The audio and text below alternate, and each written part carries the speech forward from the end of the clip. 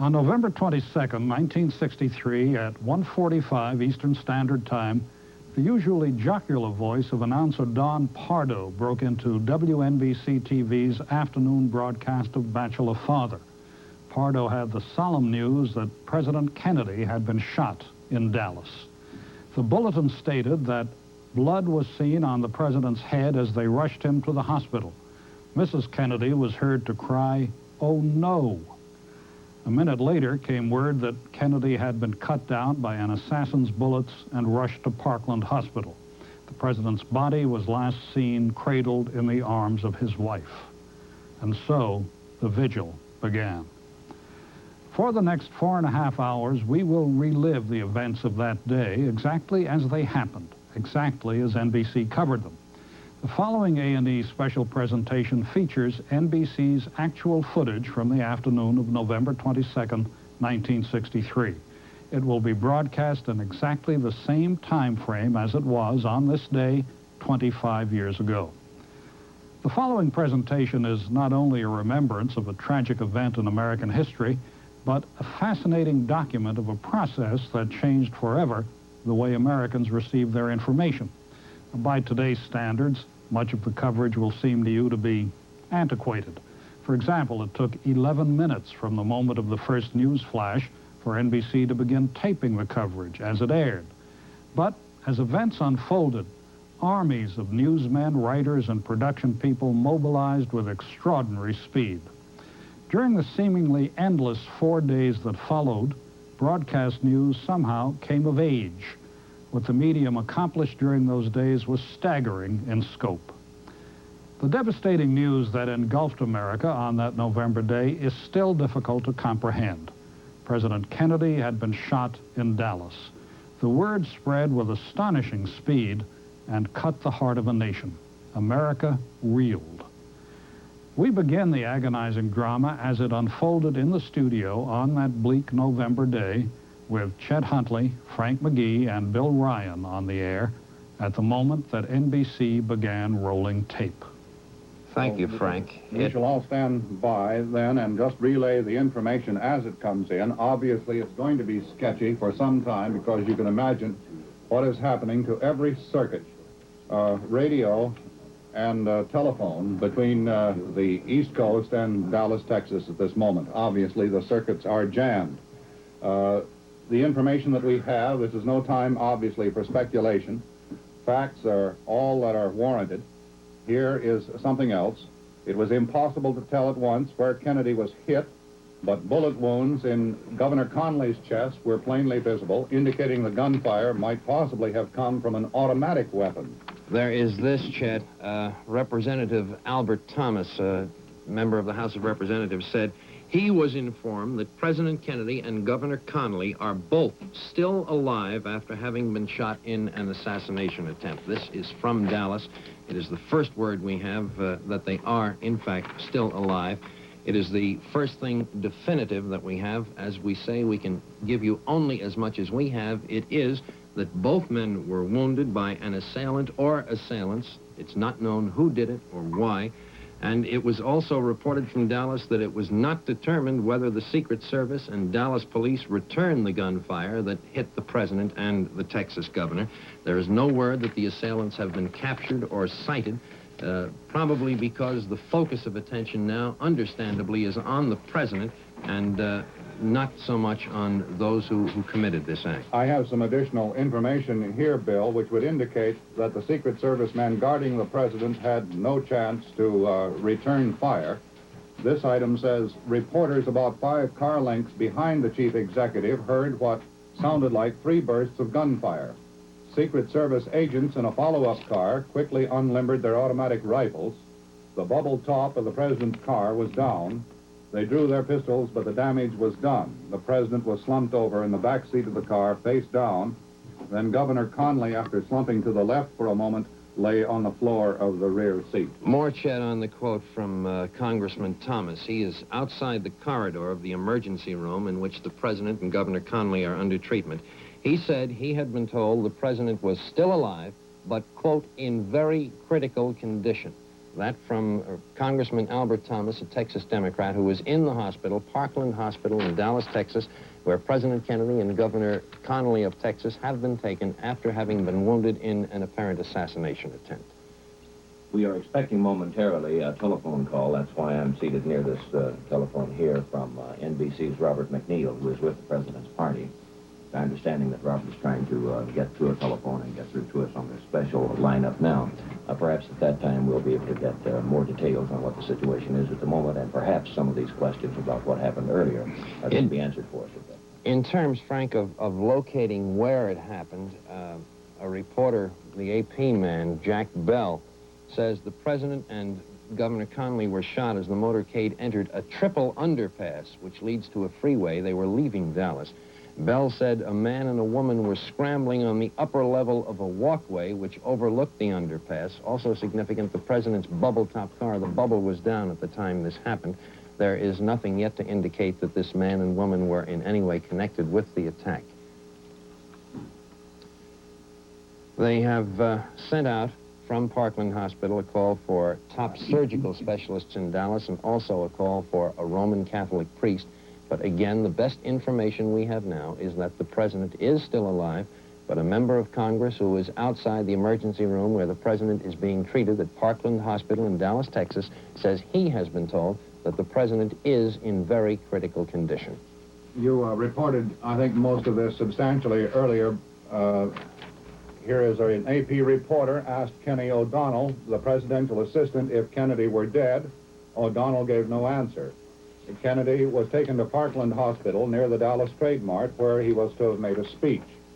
The AP reporter said Kennedy was transferred to an ambulance. He lay on a seat of the car, blood streaming. Bell reported 3 shots were fired as the motorcade entered the triple underpass, which leads to the Stemmons Freeway route to Parkland Hospital. The Secret Service waved the motorcade on at top speed to the hospital. Even at high speed, it took nearly 5 minutes to get the car to the ambulance entrance of the hospital. Reporters saw the President lying flat on his face in the car. The AP reporter said a man and a woman were scrambling on the upper level of a walkway overlooking the underpass. Larry O'Brien, the presidential aide, says he has no information on whether the President is still alive. Mrs. Kennedy was weeping and trying to hold up her husband's head when reporters reached the car. I think it might be pointed out in that last report from Dallas, the calling in of surgical specialists and a priest, that this is routine in a situation like this. If a Catholic is in critical condition, the summoning of a priest does not necessarily mean that the illness or the affliction will be terminal, that death is necessarily near. It is merely a precaution. Again, the best word we have is that both President Kennedy and Texas Governor John Connally are still alive.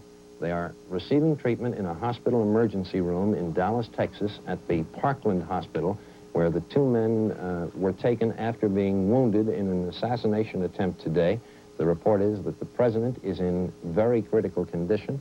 We have no more than that. You can appreciate that we would not have, because the prime concern of everyone now is to treat the President and the Governor for their wounds and to save their lives if possible. Bill, if I may suggest, as you and Chet have been so busy bringing the bulletin information to the audience, of course, a great many people are not aware of the earlier details of the story, and radio and television sets have been going on all around the country.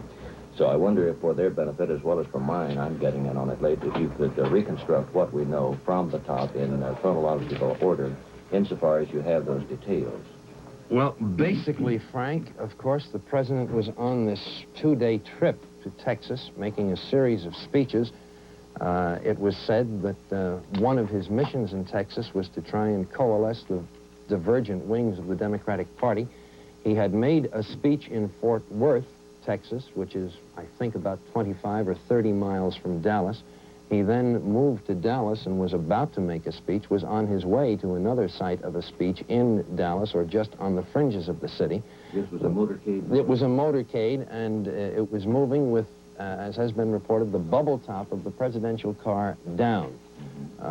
This may have been a tragic mistake. But all we know is that at roughly 12:45 or so, The shots were fired. Central Standard Time. I think it would have been Dallas time. Yes, it would have been Dallas time. It has happened within the past... 20 minutes. Yes, within the past 20 minutes or so. The president was headed for another speech, and the motorcade was moving along on this freeway, going under a ramp of another freeway when the attack took place. Here is some information on a speech which he apparently had just made before being shot.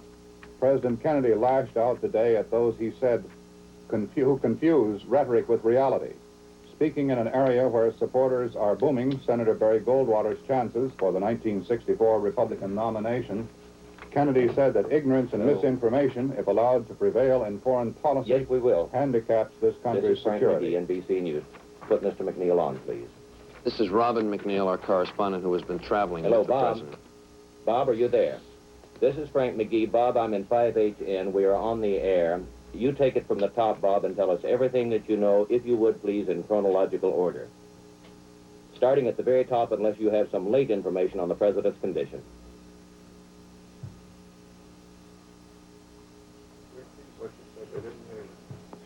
Frank, I'm informed you'll have to repeat that we're not hearing. Bob, I'm sorry. We're having some difficulties with our communication here, and apparently your broadcast, the early part of it, did not get on the air.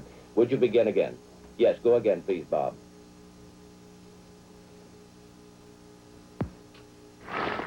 They're not getting the other end of the conversation, Bob, I'm Frank. sorry. You'll have to I'll tell you what, repeat. let's do it this way. You speak slowly, and I'll repeat what you say.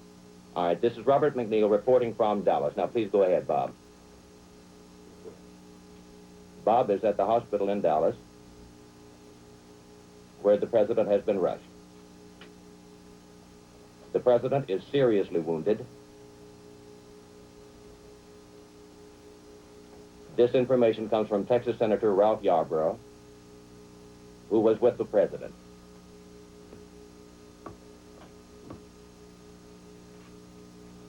The shots which wounded the president occurred as the motorcade was running through huge crowds in downtown Dallas. The governor of Texas, John Connally, was also hit.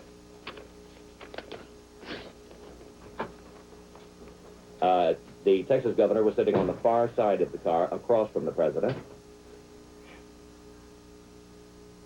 Mrs. Kennedy, who was seated between them, was not wounded.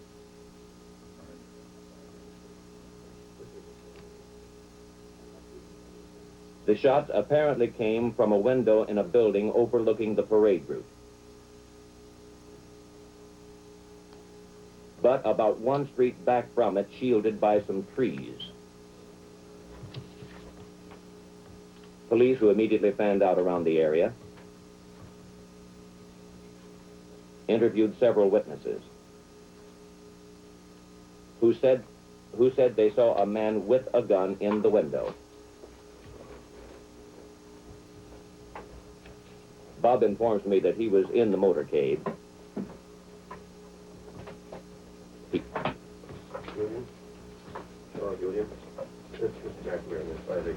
He says he was able to hear the shots. They stopped, and as the shots rang out, people lining the streets screamed and lay down on the sidewalk and in the street. The motorcade immediately speeded up.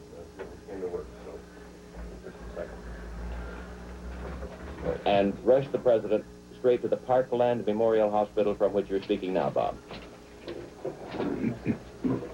And the president was carried in bleeding. Bob, have you any information on how many times or where the president was struck?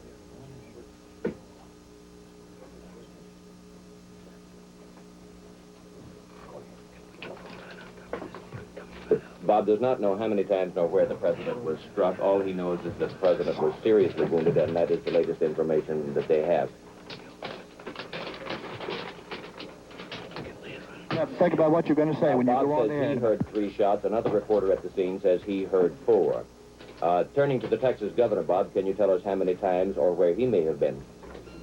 I see, Bob. Now, one further question. Can you tell us anything about the man who was seen with the gun in the window? Has he been placed under a... Put the phone on. They say that he was a white man. Go ahead. Put the phone on. There were a lot of Negro people around, but the man seen in the window was a white man. What kind of gun was it, Bob? Was it a rifle?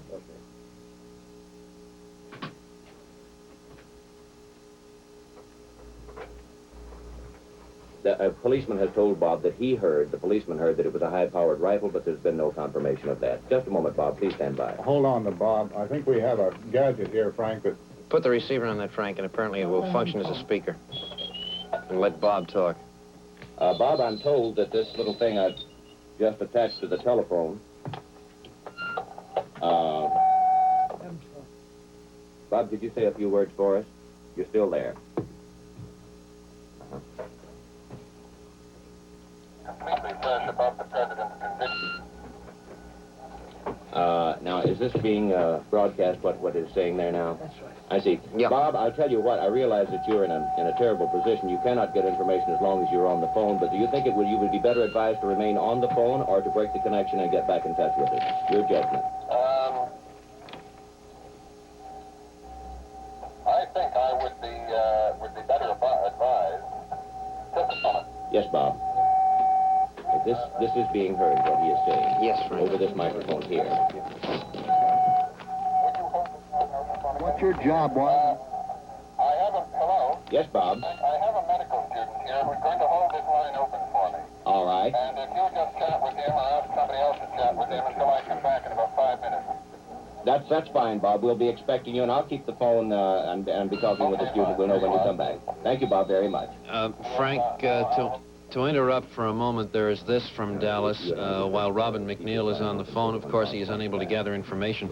President Kennedy has been given blood transfusions at Parkland Hospital in an effort to save his life after he and Governor John Connally of Texas were shot in an assassination attempt. The word still is that the president is in very serious condition. Other reports say he is in critical condition. Governor John Connally, I think, Chet, has been moved, has he not? Yes, we have this information which adds up to something rather inconclusive. It says the Secret Service said the president remained in the emergency room and the governor was moved to the general operating room of Parkland Hospital. One Secret Service man was overheard telling another that there was no need to move the president because emergency facilities were entirely adequate in the emergency room. That would indicate, just sort of a snap judgment evaluation, that Governor Connally was worse wounded than the president. But as I say, that is only a snap judgment evaluation. Or it could mean, Chet, that they are separating the two cases so that each can be given full attention. Right. The medical student who is on the line with me says he can see outside a window and that a sizable crowd has gathered outside the hospital. This telephone line, by the way, is connected to the hospital. What is the name of the hospital? Parkland Memorial. Parkland Memorial Hospital in Dallas, Texas, where the president and the governor have been taken. And NBC's Robert McNeil is getting the latest information now and should be getting back on the line with us very shortly. Again, to repeat, the president and Governor John Connally have been wounded. They were both shot as they rode in a motorcade through Dallas. And each is in serious condition to the best of our knowledge. But there is no more definitive word than that. We may get some now. We are going to switch to station WBAP-TV, Fort Worth, Dallas, and to newsman Charles Murphy. Well, that's right. Just moments ago, authorities in Dallas took a young man into custody.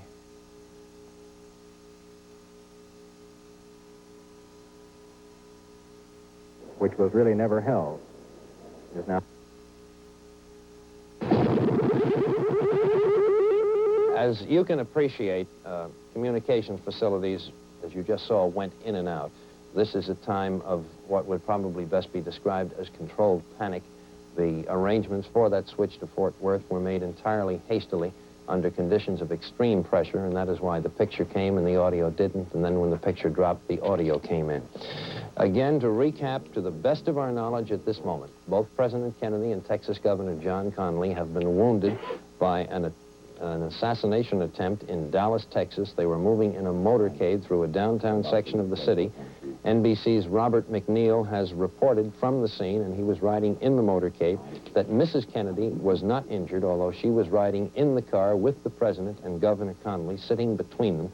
Each was hit. There are reports that a white man was seen at the window of a building about a block away from the cars. There are other reports that a man was seen with a high-powered rifle. There is no indication yet that whoever fired the shots at the president and the Texas governor has been found. The word from Parkland Memorial Hospital is that President Kennedy is being treated in an emergency room of the hospital, that he has received blood transfusions, that he is in critical condition but alive. There is no word on how many times he was struck by bullets or where he sustained the wounds. Now, we are going to attempt once more to return to station WBAP-TV, Fort Worth, Dallas, and newsman Charles Murphy. There is no definite word yet that the person who fired the shots at President Kennedy and Governor Connally in Dallas has been apprehended. We have just received this report, though. Moments ago, authorities took a young man into custody. They took him to the county sheriff's office near the Triple Overpass, near where the shooting occurred. The man was neatly dressed. He's in his early 20s. He is protesting vehemently his innocence, and he says that he has witnesses to prove that he is innocent. 2 Roman Catholic priests have been summoned to the emergency room where the president is. A White House spokesman said someone had asked for the priest, but did not say whom. Blood transfusions have been administered to President Kennedy. Governor Connally has been moved to the general operating room. Repeating, just moments ago, authorities have taken a young man into custody in Dallas, but there is no definite word that this is the person who might have fired the shots at President Kennedy and Governor Connally. Charles Murphy reporting from WBAP-TV, Fort Worth, Dallas. These additional details from the hospital in Dallas. Officials at the hospital say the president has been given a transfusion of B-positive blood. They are calling for fresh blood of that type to have it ready if additional transfusions were needed. Mrs. Lyndon Johnson, the wife of the vice president, was escorted by Secret Service agents into the emergency room where the president is being treated. Now, for Washington reaction to this tragic story, we go to NBC News Washington and David Brinkley. Bill, there isn't a great deal as yet because obviously the news has just got here. It was taken to Congress, which of course recessed immediately to wait to see what has happened. We've checked with the White House, which has told us it doesn't know any more than we know and in fact has been listening to us to see what it could find out. The president's brother, Edward Kennedy, Teddy Kennedy, was on the floor of the Senate and was informed of the news by the Senate Democratic leader, Senator Mike Mansfield. The only word beyond that we have is that Senator Kennedy didn't know at the moment whether he would go to Texas or not. Beyond that, again, there is no particular or unexpected reaction here yet because most of Washington has just found out about it and is shocked and stunned along with everyone else. The White House, again, has no more information at the moment than we have. We'll stay here, of course, ready to bring you any at the moment it arrives. In the meantime, we'll switch back to you, Chet, Frank, Bill. Thank you, David. This seems tangential and hardly important, but it is reported. The stock exchange closed operations after word of the attempt on President Kennedy's life, and the cotton and wool exchanges also closed. I see. Now we are returning to Dallas, Fort Worth, to station WBAP-TV and newsman Tom Whalen. Again, experiencing difficulties. We will, however, make the switch when we can. Here, again, is what we know so far. President Kennedy has been wounded in an assassination attempt. He is reported in very serious, in critical condition. He has been given a blood transfusion. He is being treated at Parkland Memorial Hospital in Dallas, Texas, where the attack took place. There are reports in Dallas that a young man has been taken into custody, but there are no indications that he has been charged with anything. He is insisting he had nothing to do with the attempt on the president's life. Yes, Bob. Now, for late details, we go to newsman Tom Whalen at WBAP-TV, Fort Worth. This is Tom Whalen in Fort Worth. WBAP newsman James Darnell in Dallas on the scene of the presidential shooting, the shooting in which President Kennedy and Governor Connally were shot, has an eyewitness interview with a Mrs. Jean Hill. Here is the interview. What is your name, ma'am? Jean Hill. From Dallas? That's right. And did you see the shooting, miss? Yes, sir. Can you describe what happened? Yes, sir. Will you do that now? They were driving along, and we were the only people in this area on our side, and the shots came from directly across the street from us. And just as the president's car became directly even with us, we took one look at him, and he was sitting there. He and Jackie were looking at a dog that was in the middle of the seat, and about that time, 2 shots rang out just as he looked up. Just as the president looked up, and these 2 shots rang out, and he grabbed his chest, and it looked like he was in pain, and he fell over in the seat, and Jackie fell over on him and said, "My God, he's been shot." And after that, more shots rang out, and the car sped away. Now, what kind of a car was that? What kind of a car was it? The president's Oh, car. I mean, where did the shots come from? The shots came from the hill. From a hill? Yes. As it was just east of the underpass. Uh-huh. And, We were on the south side. could you of the see, street. did you look up there where the shots came from, ma'am? Yes, sir. Could you see anyone? I thought I saw this man running, but I looked at the president, and for a while, and I looked up there, and I thought I saw a man running, and so right after that, I guess I didn't have any better sense. I started running up there too. Uh-huh. And what is your name? Jean Hill, G-E-A-N? J-E-A-N, And J-E-A-N. And what's your address, Miss Hill? 9402 Bluff Creek. 9402 Bluff. That was an interview I had with Mrs. Jean Hill of Dallas a few minutes ago. A short time later, Dallas sheriff's officers took a young man into custody. It's believed that they also took a rifle at the same time, described as a .30-30 rifle, which was supposedly found near the scene, although this has not been confirmed. And as we reported earlier, both Governor Connally and President Kennedy are in the emergency room. That is, the president is now. Governor Connally was moved to another room in the hospital. A Catholic priest was called to the emergency room a short time ago, and the president's condition is described as very critical. Representative Albert Thomas of Houston said both men were alive, however. This is Tom Whalen reporting from Fort Worth, Texas, concerning the shooting of President Kennedy and Governor Connally of Texas. Stay tuned to NBC for further details.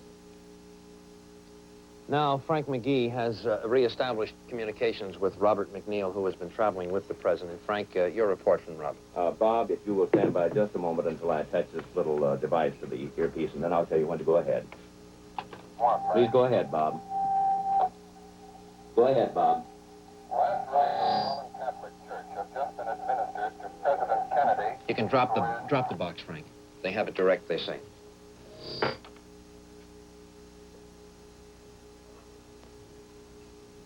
You can give Bob a go ahead. He's going. He's going. And we're not getting it, so perhaps we'd better go back to the black box. We're not getting it on a direct feed, Frank. We may have to return to that black box. Bob, I'm sorry to interrupt, but we are again experiencing difficulties with the feed. So would you start at the top again, please, Bob, and I'll repeat you as I did the last time. Freeway. We're headed to the freeway. That's what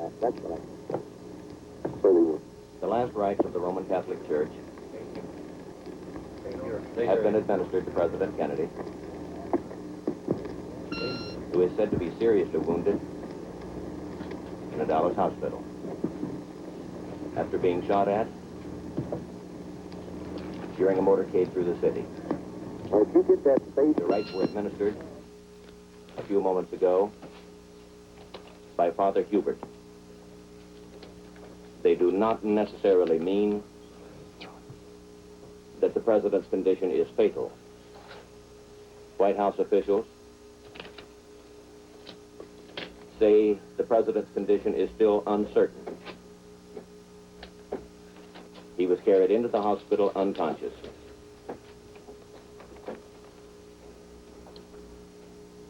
From the car in which he and Governor John Connally of Texas were both shot at. Mrs. Jacqueline Kennedy, who is in the rear seat of the open car beside the president, was not hurt. Vice President Lyndon Johnson, who was with the president, walked into the hospital. Bob, let me interrupt. Was he in the same car? All right, please, go ahead. Walked into the hospital,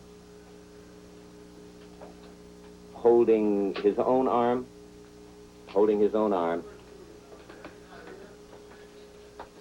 Just a moment, Bob. I'm going to interrupt for a bulletin that the Associated Press has moved from Dallas.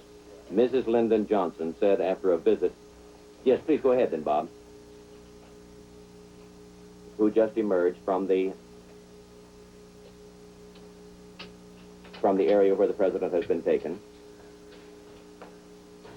said that her husband, the vice president, is fine. She would not say anything about the condition of President Kennedy, however. She appeared to be in a state of shock and was hurried away by White House personnel. The hospital is reported to be preparing a blood transfusion for both the president and Governor Connally. Bob is telling me that the latest he knows at the moment is that the president's condition is serious and uncertain. That Or how many times? we do not know exactly where he was struck nor how many times. But he was carried into the hospital, But he was carried into the hospital, unconscious and bleeding, unconscious and bleeding, and last rites of the church have just been administered. and last rites of the church have just been administered. That's all for the moment, Frank. And Bob tells me that's all for the moment. Bob, Yeah. if you could make There- the thing arrangement and Okay. have the... There's this additional detail from the hospital. An assistant to Governor Connally said he talked to the governor in the hospital operating room. He said the governor was shot just below the shoulder blade in the back. The assistant, Okay. Bill Stinson, said he asked the governor how it happened, and he said, I don't know. I guess from the back they got the president, too. These are quotes from Governor John Connally, who was also wounded. There are additional reports that the governor's aide asked the governor if there was anything he could do, and all the governor said was just take care of Nellie for me. That is Governor Connally's wife. She was uninjured. Also, Mrs. Kennedy was not injured. As Robert McNeil reported, the last rites of the Roman Catholic Church have been administered to the president, but this in no way indicates that it is expected that he will lose his life. And Chet has something more. Director J. Edgar Hoover of the FBI has telephoned the Dallas FBI office ordering an all-out investigation of the attempt today on the lives of the President and Governor John Connally of Texas. Here is an item. Both women, meaning Mrs. Kennedy and Mrs. Connally, disappeared into the emergency section of Parkland Hospital to await news of their husbands.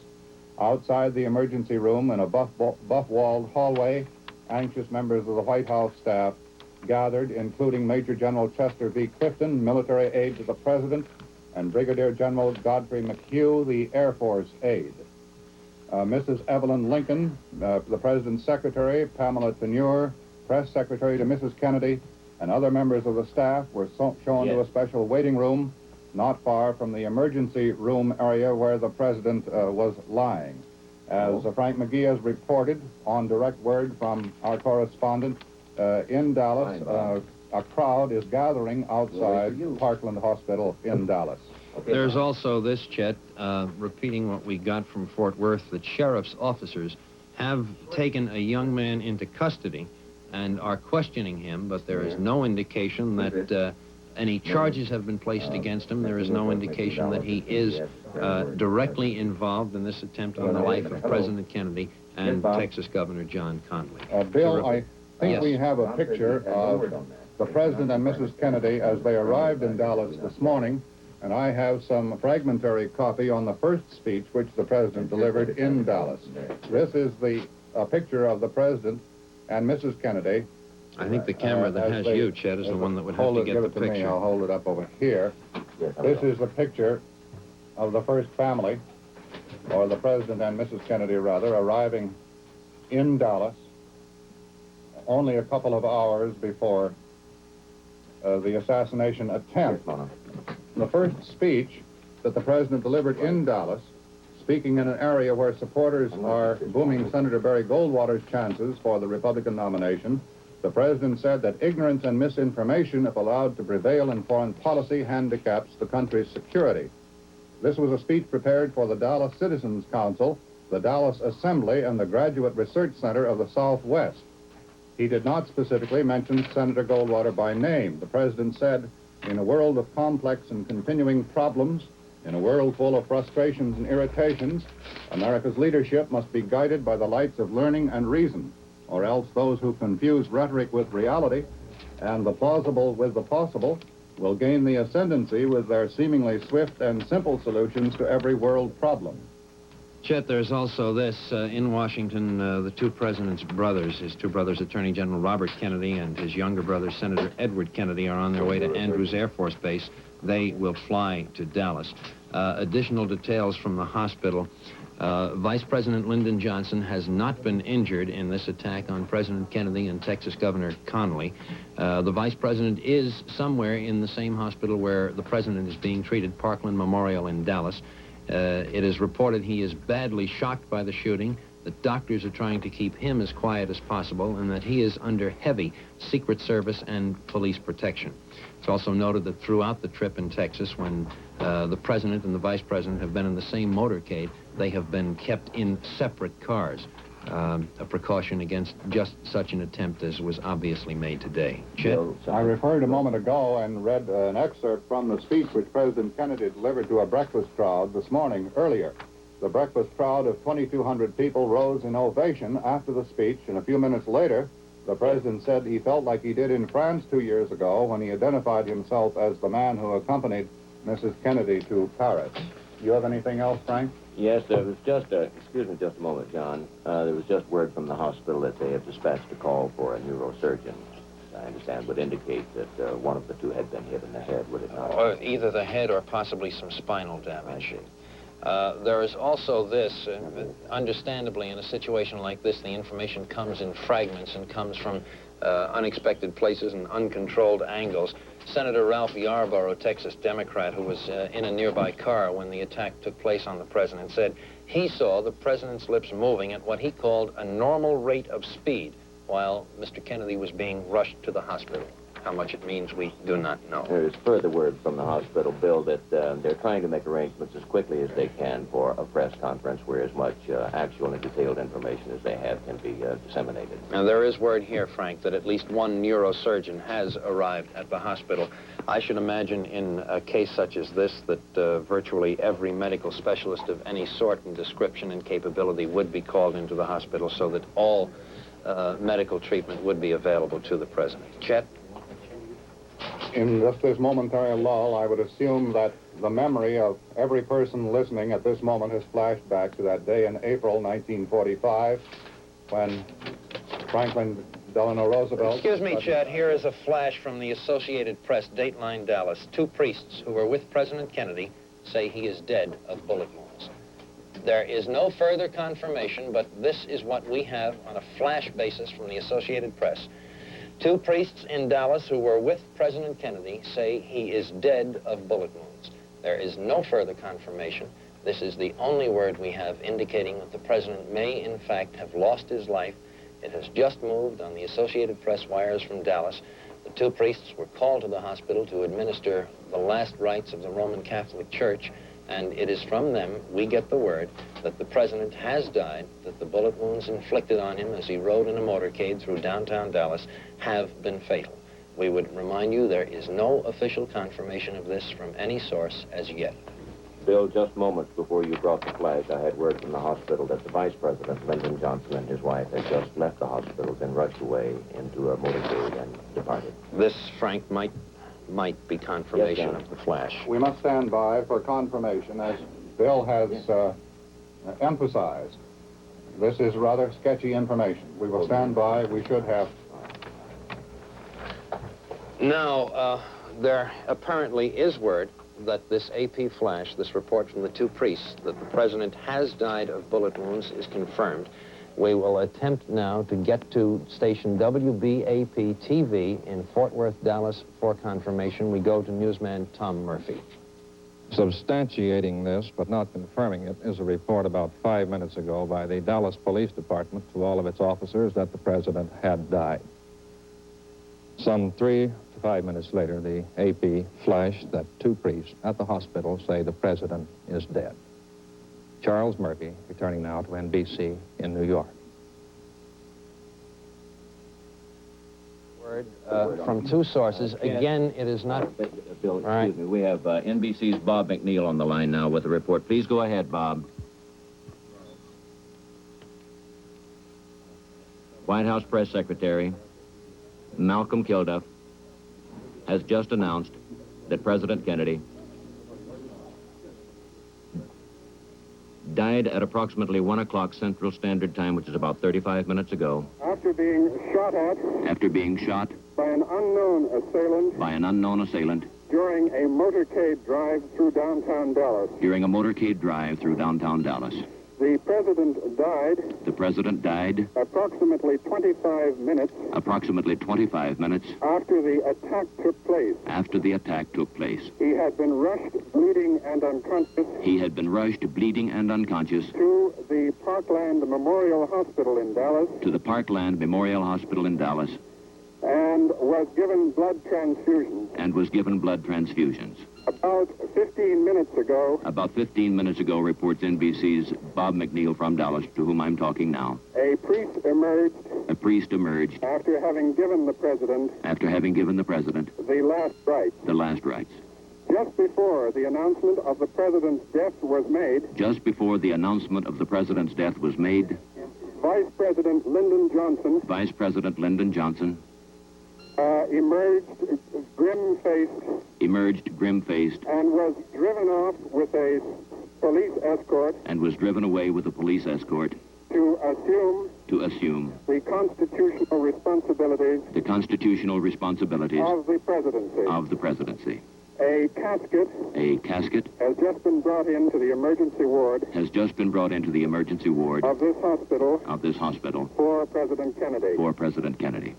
The attack took place The attack took place as the president was just completing as the president was just completing what amounted to what amounted to a triumphal drive a triumphal drive through downtown Dallas, through downtown Dallas, encountering the biggest encountering the largest and in some ways the most friendly crowd and in some ways the most friendly crowds of his two-day Texas tour. of his two-day Texas tour. Dallas police Dallas police had put into effect the most stringent security precautions in the city's history the most stringent security precautions in the city's history because they had anticipated there might be some demonstrations against President Kennedy, like those which marked the visit similar to those which marked the visit of UN Ambassador Adlai Stevenson on October 24th. on October 24th.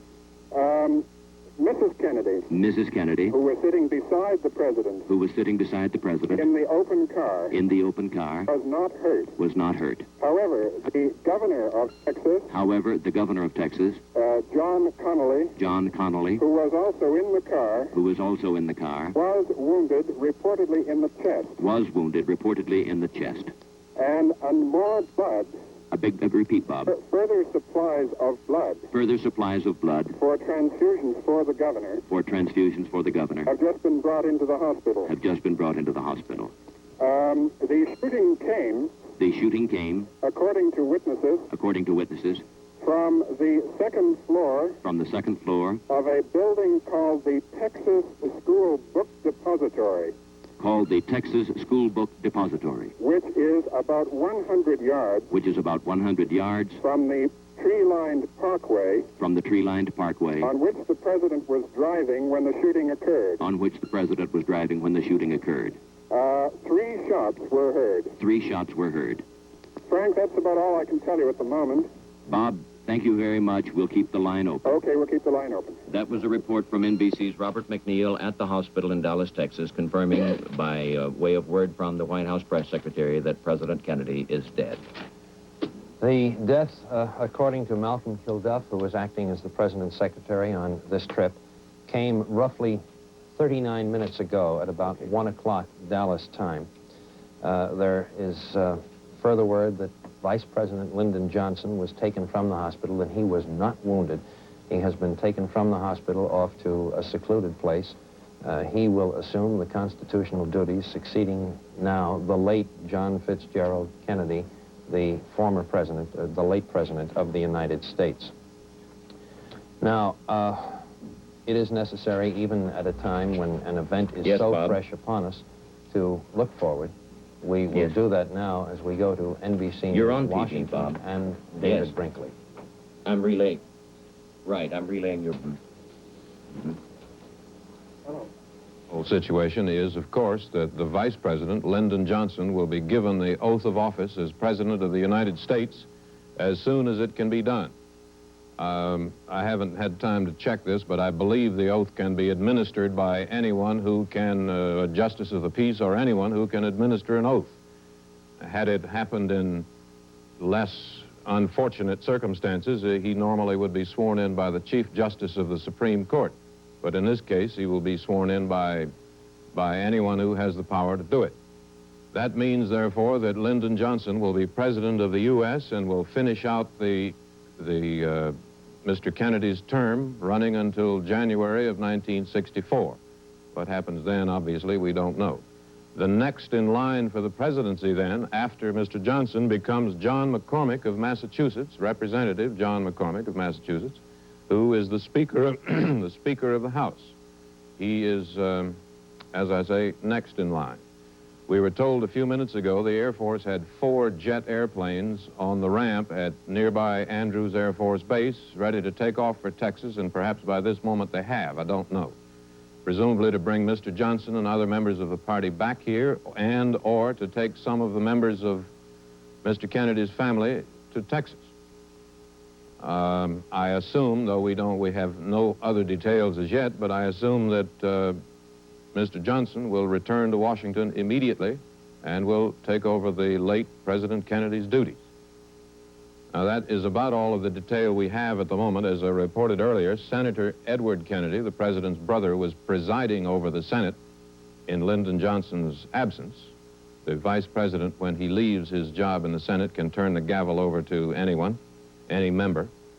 In this case, Senator Edward Kennedy was presiding when the word came of the shooting. At that time, it was not known whether the president was dead or alive. A reporter in the press gallery upstairs overlooking the Senate gave the word to a Senate page, who then went down and told senators on the floor, the leadership, and the Senate was adjourned immediately and then was called back into session for a prayer by the Senate chaplain, the Reverend Frederick Brown Harris. In the meantime, the members left the floor and gathered around the news tickers and waited to see what has happened, and by now they know. Again, the few sketchy details we have at the moment, the White House was not getting information very rapidly because of the confusion and the haste at the scene. So what we have learned from Texas, not from here. Here is a late report. Cabinet members of Mr. Kennedy's cabinet, that is Secretary of State Dean Rusk, the Secretary of Interior, Stuart Udall, and others, but I'm relying on memory. I don't remember who else was there, were on their way to Japan as a part of a mission to discuss trade with the Japanese and other matters. They were 1 hour out of Hawaii. They have turned back to the United States. We don't know yet if they're coming to Washington or Dallas, but I would assume Washington. There isn't much they could do in Dallas. Pierre Salinger is with them. The Kennedy children's Bob Goralski, who is at the White House, NBC's reporter there, says the Kennedy children are still there, and it's a normal school day for them, for Caroline and her classmates. We are now told that the president was shot once in the head. Governor Connally of Texas was hit both in the head and the wrist, we are told. The police have found a rifle of some foreign make. We don't know what make, nor do we know exactly who had it, but we are told again, as we've reported earlier, that a young man was picked up at the scene and is being questioned. We don't know who he is. That is, well, that's all we have at the moment. Vice President Lyndon Johnson will now be sworn in as President of the United States and will serve out the remainder of Mr. Kennedy's term, which runs until January 20th, I believe, 1964. About a year and a half from now. Beyond that, we don't know. Chet, Frank, Bill, you there? Any more from Texas or elsewhere? Yes, David, just this. President Kennedy was assassinated today in a burst of gunfire in downtown Dallas, Texas. Texas Governor John Connally was shot down with him. The president, cradled in his wife's arms, was rushed in his blood-spattered limousine to Parkland Hospital and taken to an emergency room. An urgent call went out for nurses and for blood. The president was 44 years old. He was shot once in the head, as David has just reported. Governor Connally was hit in the head and the wrist. Police have found a foreign-make rifle. The president was conscious as he arrived at the hospital. Father Huber from Holy Trinity Roman Catholic Church was called and administered the last rites of the church. Vice President Lyndon B. Johnson, who now becomes President of the United States, was in a car behind the Kennedys and the Connollys. He is to be sworn into office as soon as possible. He rushed to the hospital and then was whisked away again by Secret Service men. His whereabouts, certainly, and as we can understand, is being kept secret. Yes. Kennedy lived about an hour after a sniper cut him down as his limousine left downtown Dallas. Automatically, of course, the mantle of the presidency falls now to Lyndon B. Johnson, a native Texan who had been riding 2 cars behind the chief executive. Here's one other little bit of information. The priests came out of the ward at approximately 1:37 p.m. Central Standard Time. The announcement by the 2 priests brought audible sobs from a crowd of scores of newsmen and other citizens crowded around the emergency ward entrance of the hospital. Senator Ralph Yarborough of Texas, talking only a few minutes before to the newsmen, collapsed in sobs as he told of witnessing the slaying of the president. Yarborough said he was in the 3rd car behind the president. It seemed to him, he said, that at least 2 of the shots came from the right rear. He said he couldn't say anything about the 3rd shot. So, that is the story. The President of the United States is dead. The new president is President Lyndon Johnson. The memories of, I suppose, all of us are flashing back to that warm April spring day of 1945 when we lost the wartime President Franklin D. Roosevelt. For many of us, this is the 2nd time around that we have been through one of these crises. The last shooting incident, not fatal, involving a president occurred in 1950 when President Harry S. Truman was in office and was living in Blair House in Washington. The White House was being renovated at that time. You may recall that 2 Puerto Rican nationalists tried to gun their way into Blair House and assassinate President Truman, who was taking a nap at the time on the 2nd floor. So that is the story. The President of the United States is dead. The new President of the United States is Lyndon Johnson. Mrs. Kennedy, we understand, is still at the hospital. She was not hurt. The White House spokesmen have refused to comment on her condition. President Johnson is under heavy guard and was whisked away from the hospital by White House officials. President Kennedy, we are now informed, was shot in the right temple. It was a simple matter of a bullet right through the head, said Dr. George Berkeley, the White House medical officer. Chet, we have more details, once again reestablishing contact with our station in Fort Worth, Dallas. And so, for additional information, we go to station WBAP-TV, Fort Worth, Dallas, and newsman Charles Murphy. The car wanted in connection with the assassination of President Kennedy has been stopped in Fort Worth. Police report that the suspect in the shooting is in custody. Further word will come later. Fort Worth is 30 miles west of Dallas. Just a few minutes before this report, we heard from one of our newsmen in Dallas on the scene, James Kerr, who said that a Dallas policeman, J.D. Tippett, was shot to death by an unknown man in a car minutes after the president and Governor Connally were shot. The officer was shot about 2 miles from the scene of the presidential assassination. Repeating the first of this bulletin, the car wanted in connection with the assassination of President Kennedy has been stopped in Fort Worth. At an intersection, police reported that they had the suspect in the shooting on the ground. We hope further confirmation will come on this momentarily. This is Charles Murphy reporting from WBAP-TV, Fort Worth, Dallas. Now, we have ready for you an eyewitness account of the assassination of President Kennedy. This was recorded, and the voice you will hear is that of an NBC sound man traveling with one of our television camera crews in the presidential trip to Texas. The sound is the voice of John Hofen. Yes, Bob. This is John Hofen of the NBC White House news crew traveling with the president in Dallas, Texas. We had just driven through the downtown section of Dallas, through the business area where the president had received a very tumultuous welcome. And we're approaching a drive which would put us on a freeway where we would then drive to the Trade Mart, where the president was to attend a luncheon and make his speech by our Dallas citizens. As we turned down this moderate curve here, the there was a loud shot. At first we thought it was a cherry bomb by some teenager. Then it was immediately followed by 2 and 3 more. Everybody sort of ducked. Then there were people falling to the ground. We did not know who was shot. Ladies and men both were screaming.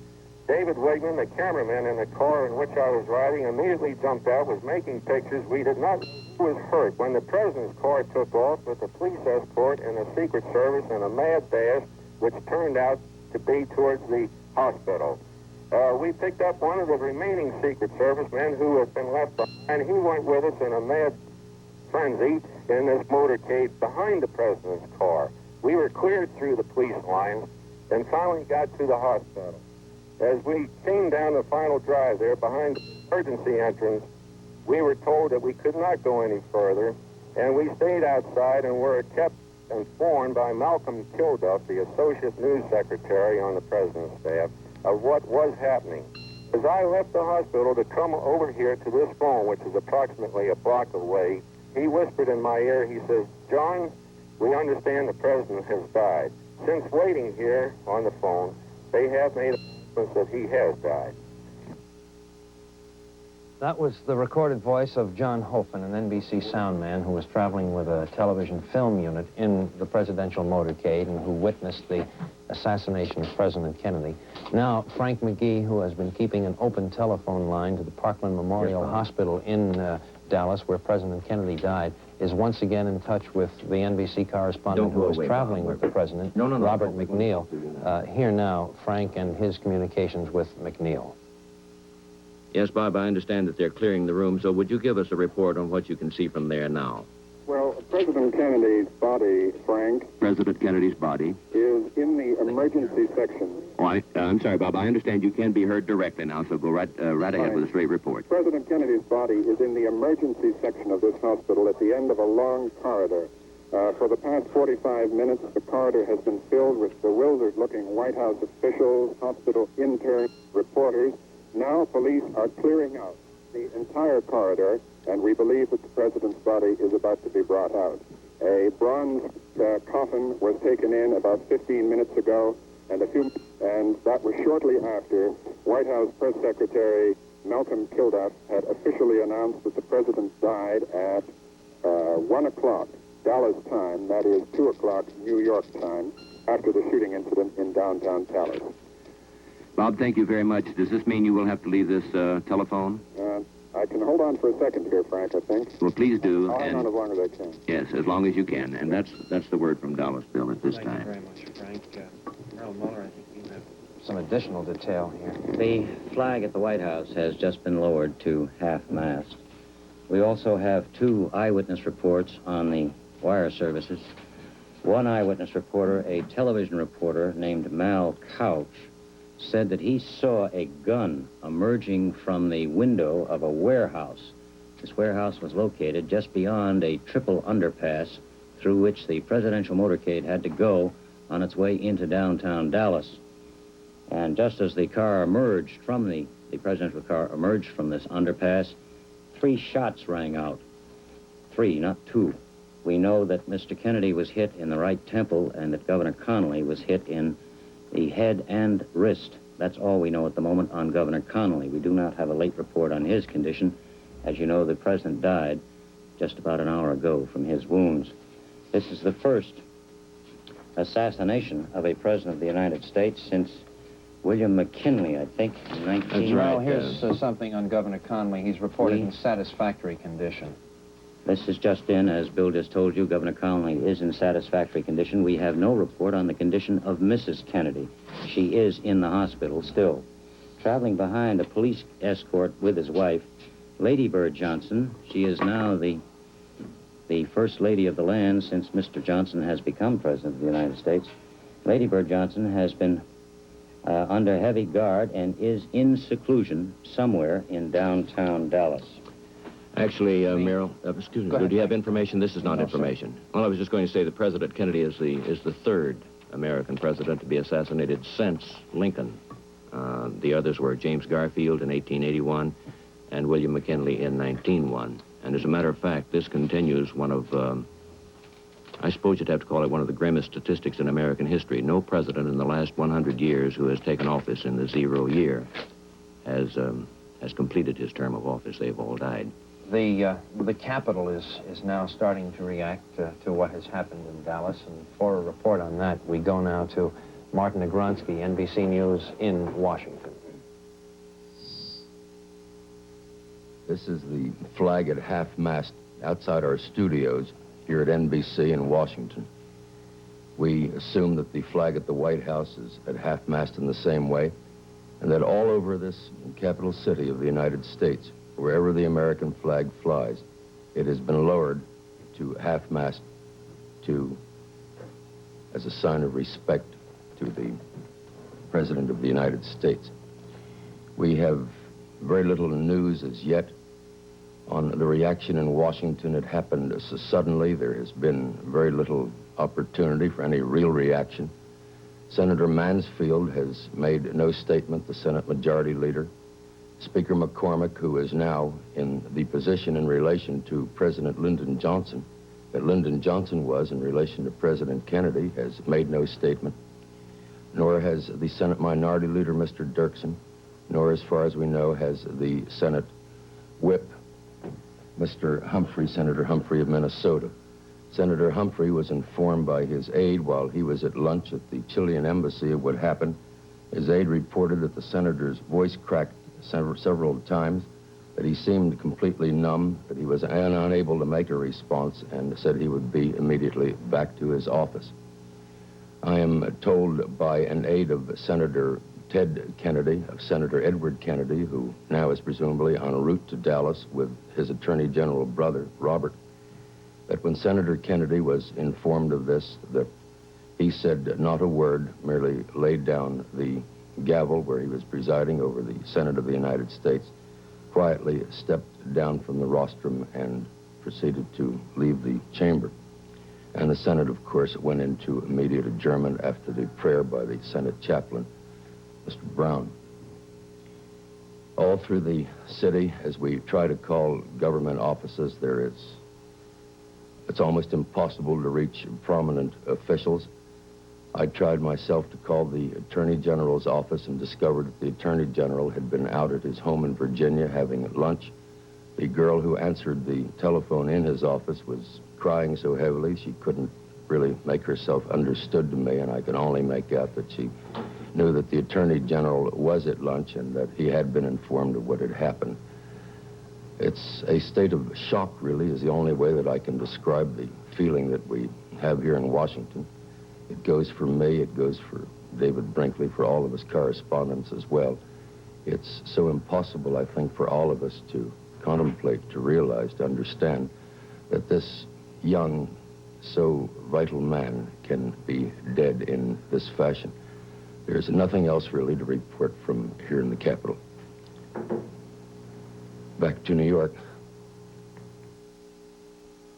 I think we must remember that it was only last week when the president was making a similar motor drive from New York's Idlewild Airport into New York, when, at his discretion, he elected not to follow behind the usual motorcycle escort with all the flashing lights and the sirens because it is so disruptive of traffic, and at the time that he was coming into New York, it was a particularly busy time. And it, of course, created some snarls. The president's limousine was delayed at several points. At one time, it was even blocked by a truck and some buses. But they did, of course, make it into the heart of New York, and later the president was pictured as having enjoyed this quite enormously because he liked to be treated without those considerations. And, yes, Bob, I am. Do you have word? Uh-huh. Frank is speaking to NBC correspondent Robert McNeil. Has been in constant telephonic communication since the story first broke. Robert has been working at the hospital, and of course you can appreciate that there are times when he will be off gathering information, other times when he will come back to the phone to report to us. And so from time to time, Frank and he will confer as to whether or not he has new information that he can add to what we already know about what happened in Bob, Dallas if you'll today. stand by just a moment. Bill, unless you have some late information. I have not, sir. No, All go right ahead. Bob was just talking with me about the contrast in attitudes of the president's arrival and the mood that now prevails in Dallas, and I think this might be of some interest. So, Bob, if you'll go ahead, I believe he can be heard on the air I now. think he enough? can, yes, Frank. Yes, Bob, go ahead. How extraordinary the contrast was. When the President and Mrs. Kennedy arrived at the airport, there was a crowd of many hundreds, and Mrs. Kennedy, following the practice she's developed the last couple of days, took the initiative in going over to the fence, and she and the President walked all along the fence, shaking hands with both hands, and the crowd was really delirious with them. And this kind of reaction was something like the reaction that was encountered in the big crowds all the way through the town. Very friendly. I saw only one hostile sign all the way through the motorcade, which went about 10 miles. And then suddenly, in the middle of this bright sunshine, the friendly crowd, and nobody expecting anything, these three muffled shots were heard. And it couldn't have been a more startling, gruesome contrast to the very pleasant, sunny, friendly atmosphere that he'd received, despite all the warnings that things were going to be difficult for him here in Dallas. Why was that, Bob? Because of Adlai Stevenson's recent visit? Well, this had been the thing that made the police worry, and Dallas got such a bad name around the world after the attack on Stevenson that the authorities were determined that there would be no repetition of this. You remember the ambassador was someone spat on him and someone hit him over the head with a poster. They mobilized a third of their entire city police force with extra paddy wagons around the corner and everything else, and put on a strong propaganda campaign in the newspapers and on the radio and TV stations to make sure that the name of Dallas was not dragged in the mud again by any unfavorable incident when the president came. And that is why it was such a contrast. What is the situation in the room where you are at the hospital now? Well, I'm in a little small waiting room where emergency patients wait to be taken into the operating rooms where they're treated.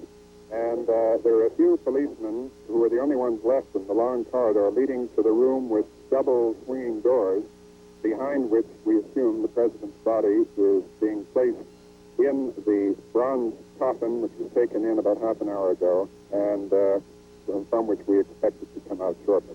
Bob, we have a still photograph here in the studio that has just moved, and it shows a man and a woman and what looks like two small children lying on the ground. I understand you saw these people. Yes, well, they were the first people I went to. I must have got there shortly before that picture was taken, when I jumped out of the press bus, and they, in common with many other people, were screaming and lying down in the grass to escape from the shooting. The minute the shooting sound started, the air was filled with the screams of women and children, sort of very feminine wailing filled the air, and everybody lay down on the sidewalks, on the grass, on the edge of the parkway, and I assume that the picture you're talking about is that, because nobody else I know was, besides Kennedy and Governor Connolly. We lost a part of that. You say, as far as you know, no one else. As far as I know, no one else was hit other than President Kennedy and Governor Connolly.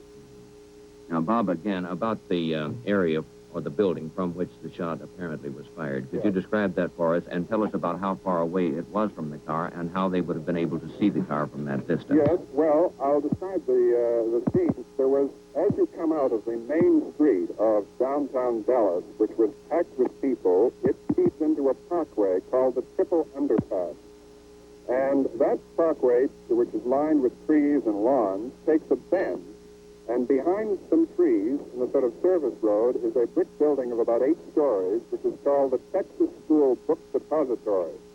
Now, according to witnesses, 2 of them who I talked to and the police doctors say they saw a man with a gun in the, one said the 2nd floor, another one said the 4th floor, a window of that building. Now, from either floor, Frank, he would be able to see over the low trees to about 100 yards away where the president's car was. An unobstructed view, Bob? I would think so. I was not able to go up to either of those windows, so I couldn't see for myself, but looking at it from the ground, it looked as though it would be. The president, therefore, must have had presented either a profile to the assailant, if he was, in fact, in those windows where the witnesses say, or his 3/4 back, because his car had actually passed the direct line from the window. You see, the way it went is the car would have approached the window head-on, then turned left and gone down a slight decline under the underpass. Just a moment, Frank. Yes, Bob. That seems to fit, Bill, with what he said. The word that we had here was the president was struck in the right temple. Yes, Bob. The president's body has been carried out. Go ahead, say again, Bob. The president's body has just been carried out of the hospital in the bronze casket, and it was accompanied by his military aide, Major General Clifton. And It has been placed in an ambulance. I understand it is being taken straight to the air base where he landed to be flown back to Washington. I see, Bob. The crowds have all been moved away from the door by the local police and the Secret Service. I can hear the motorcycle escort outside with the ambulance starting up. And the president's body, with the police motorcycle escort, is now pulling away from the hospital. It is about 1.5 hours since he was shot. The president has been dead for about 1 hour and 7 minutes. Vice President Lyndon Johnson, who is now constitutionally the president, left immediately after the president's death was confirmed, and with a police escort went off to the airport, presumably to go straight to Washington to assume the constitutional responsibilities of the president. Bob, returning to your earlier narrative, you had just taken us to the point where the president's car had turned, and I was about to ask.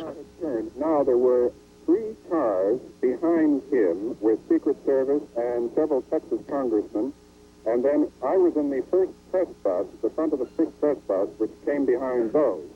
And just as we turned the corner, about 40 feet behind the president's car, I heard 3 shots. Now, Bob, was the president seated or standing at that time? The president was seated because there were very few people at that point. It was a thin crowd at that exact point. Most of the crowd had been concentrated a few hundred yards back. The president was seated, Mrs. Kennedy was seated, but when I heard shots, I saw people fall to the ground and was not looking for the moment at the president.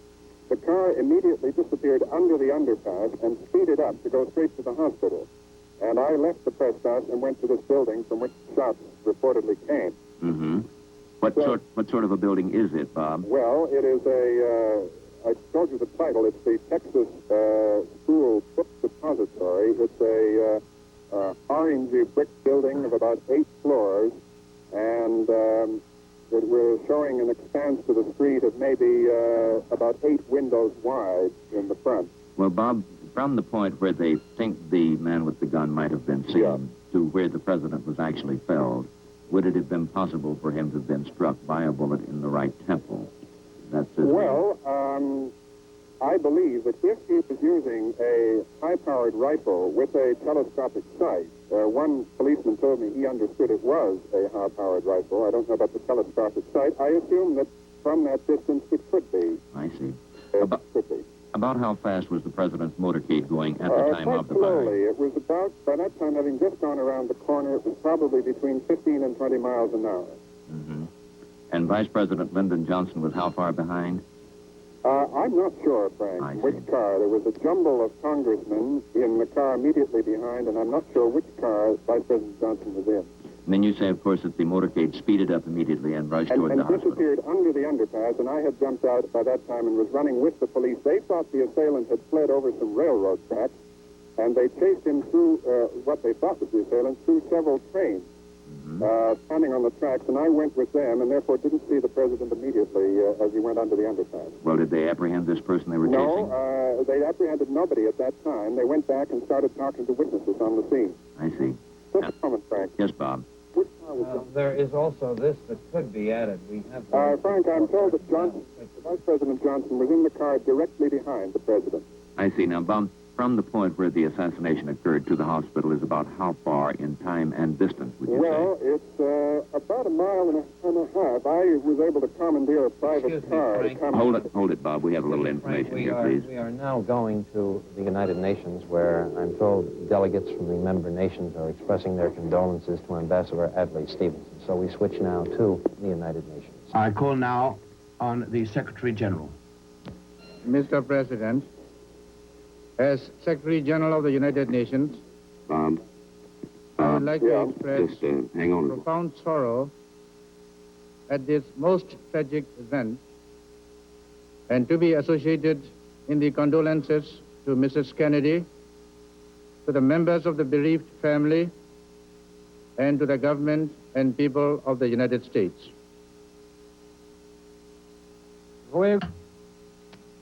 I request members of the General Assembly to rise and observe 1 minute of silence in tribute to the memory of President Kennedy, after which I shall adjourn this meeting in sign of mourning.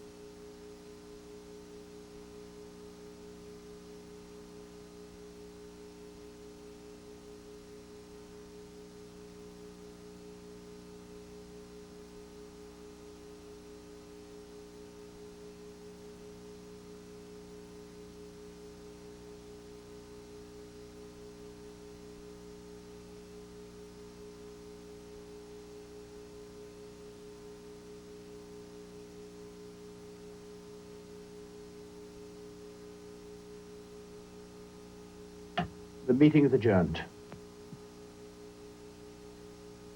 Delegates of the 111 member nations of the United Nations standing in a moment of silence in sympathy to the United States government for the loss it has sustained today with the death, the assassination in Dallas, Texas, of President John F. Kennedy. We have word that Mrs. Kennedy, who was riding in the car with her husband and Texas Governor John Connally at the time the shots were fired, Mrs. Kennedy at no time collapsed, at no time did she give way to hysteria, that she fell to the floor of the car where the president had slumped after the bullet struck him in the head and cradled his head in her lap, held him in her arms all the way to the hospital, and at no time gave way to hysteria, although there were reports of her shouting, "Oh no," at the time the president was hit by the sniper's bullet. We now have more reports from the area where it happened, so we return to station WBAP-TV in Fort Worth and newsman Tom Whalen. Here's an additional report on what you heard NBC correspondent Bob Abernathy describe a few minutes ago, the building in which the sniper had hidden. It's the Texas School Depository at the intersection of Elm and Houston Street in Dallas. Dallas Crime Laboratory Lieutenant J.C. Day went to the building a short time after the shooting took place, and he walked out with a British .303 rifle. The rifle has a telescopic sight. Now, the rifle was found on the 6th floor of the building near a corner window. Also, police searching that area found 3 empty .303 cartridge cases, also scraps of chicken, as if the person could have been there for some time. There were boxes of books, textbooks, and other school materials stacked up all around on 3 sides of a sniper's nest, as if he had been there for some time. There was a gun rest made of papers near the open window that commanded the site from which the sniper, by which the presidential motorcade passed when the president and Governor Connally was shot. We also have another eyewitness account, Charles Bren of Dallas, who was probably the last man to view the president from the street as the motorcade sped away. Here is Charles Bren's report. Hello. Jimmy? Where's your witness? Brent. You were a witness to the incident here. Yes, sir. Unfortunately, I was probably 15 to 20 feet away from the president when it happened. Tell us exactly what you saw, sir. He was coming down the street, and my 5-year-old boy and myself were by ourselves on the grass there on Palmer Street, and I asked Joe to wave to him, and Joe waved, and I waved in the middle. It's all right, sir. You waved. As he was waving back, the shot rang out, and he slumped down in the seat. And his wife reached up, toward him, and he was slumping down, and the second shot went off, and it just knocked him down from the seat. The two shots. Did you see the man who did the... No, sir, I did not see the man who did it. All I did was look in the man's face when he was shot there and saw that expression on his face and grabbed himself and slide. And the second one, whenever it went, why, I'm positive it had hit him. I hope it didn't, but I'm positive it had hit him, and he went all the way down in the car. Then they speeded up, and I didn't know what was going on, so I just grabbed the boy and fell on him in hopes that there wasn't a maniac around. I'm sorry. I can't help you more, but I won't forget. Yes. Thank you very much. As we said before, the sniper's nest has been found, and police have recovered a British .303 rifle with a telescopic sight. This is Tom Whalen reporting from Texas for NBC from WBAP-TV. Things can move this fast when you are dealing with a story of this magnitude, even while we were getting reports from Fort Worth, Dallas, on finding the sniper's nest and details of what was going on in that building from which the bullets were fired. We were handed another story here from Dallas, and Frank has that. Well, it's to the effect that a Secret Service agent and a Dallas policeman have been shot and killed some distance away from the area where President Kennedy was assassinated, and no other information was immediately available. There was an earlier report, Frank, from WBAP-TV that a Dallas policeman had been shot to death approximately 2 miles from the scene where the assassination of President Kennedy took place. This seems to be the same policeman, but that a Secret Service agent was killed in addition. Also, in the earlier reports, we were told that a car that was wanted in connection with the assassination of President Kennedy had been stopped in Fort Worth, and that a suspect had been picked up. And we have had no further word on that, no indication whether the police have or feel they have captured the person or persons who took part in this successful attempt on the life of President Kennedy. As NBC's Bob McNeil reported just a few moments ago, the president's body has been taken away from the hospital where he died after being assassinated, and it is the assumption that it is being taken to the airport where he had arrived just a short time earlier for his motorcade and planned speech in Dallas. The assumption is, and a great deal of what we're doing now is assumption. The assumption is that he will be taken by plane back to Washington where his body will lie in state. Mrs. Kennedy, at last report, was still in the hospital. Who is now President Johnson, Lyndon Johnson, left the hospital a short time earlier, and the thought there also was that he was headed for the airport to catch a jet back to Washington where he will be sworn in as President of the United States. There is this, Frank. Robert Goralski reports from the White House that George Reedy, who is Lyndon Johnson's assistant, has just arrived at the White House. And the speculation is that that is in preparation for the administering of the presidential oath to Mr. Johnson. Excuse me. Go ahead. I was just going to say that it always occurs as soon after the death of a president as possible. There is no particular protocol or formality for it. As far as we know, the vice president is contacted and informed of the passing of the president, if he does not already know, and is almost immediately sworn in. Sometimes there is a private swearing-in ceremony that is repeated later, but it is not a joyous occasion, as you can imagine, and constitutionally, the vice president becomes president immediately upon the death of the president of the United States. So Lyndon Johnson is now president of the United States and will presumably be sworn in sometime this afternoon. There are reports, Frank, that the president's father and mother, Mr. and Mrs. Kennedy, were informed of the attack on their son at Hyannisport, Massachusetts, but there is no indication that we have yet that they know that they have in fact lost their son. There was an indication that when they were told he had been wounded, that his mother, Mrs. Rose Kennedy, was getting ready to fly to Dallas. Presumably those plans may change.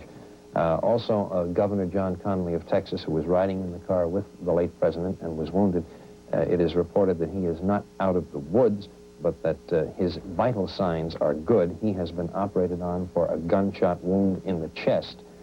Doctor said that the governor of Texas has a good pulse. His respiration satisfactory, although he is in much pain. Europe, as we might expect, has been deeply stunned, shocked, and no doubt amazed by what happened in Dallas today. Our servicemen overseas got word of it on the Armed Forces Network. In the Vatican, Pope Paul VI was immediately informed.